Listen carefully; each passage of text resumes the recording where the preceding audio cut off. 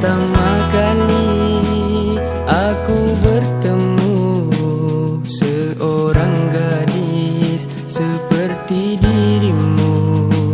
Senyum tawamu, riak wajahmu, sungguh ayu.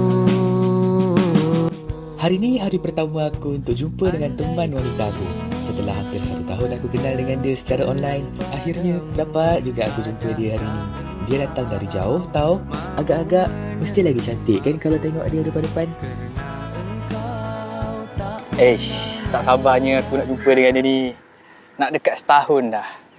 Akhirnya dapat juga jumpa hari ni. Agak-agak mesti lagi cantik kan kau depan-depan. Aku pun dah handsome ni. Rambut dah kemas. Hai awak. Jika memang kau tercipta untuk